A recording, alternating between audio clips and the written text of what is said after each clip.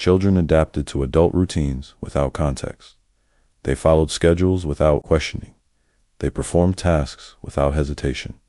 One guardian wrote in a monthly report, "Subject performs assigned chores without instruction, repetition. No prompting required." The remote care division did not assign chores for domestic benefit. Chores were precursors to labor. Labor was the foundation of Phase 4. Phase 4 introduced the concept of utility. Utility measured whether compliance could translate into productivity. Productivity could justify program continuity. The program believed that compliant adults could perform low-complexity labor tasks more efficiently than untrained adults.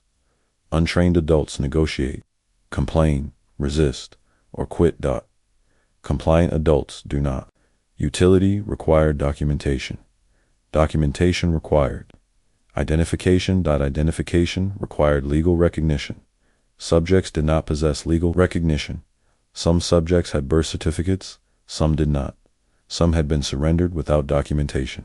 Some had been transferred without state involvement. The state cannot recognize a person. It does not acknowledge. The remote care division compensated for the absence of identification through private contracts. Private contracts do not require birth certificates. Private contracts do not require school transcripts. Private contracts require compliance. Subjects were placed into roles with minimal social interaction.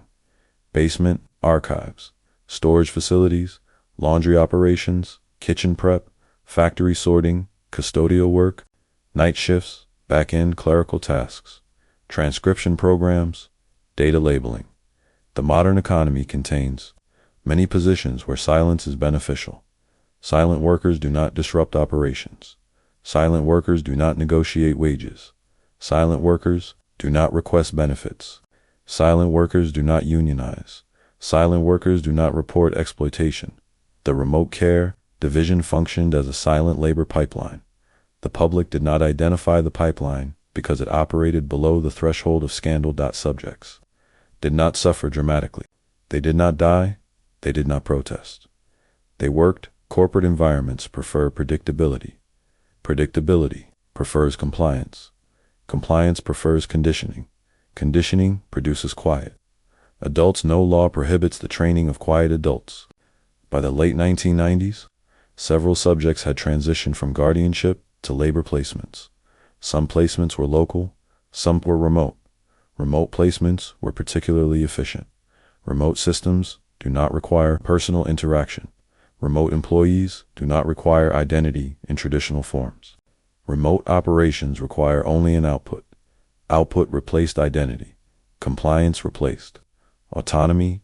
Silence replaced participation. Neighbors, colleagues, and supervisors rarely questioned the subjects.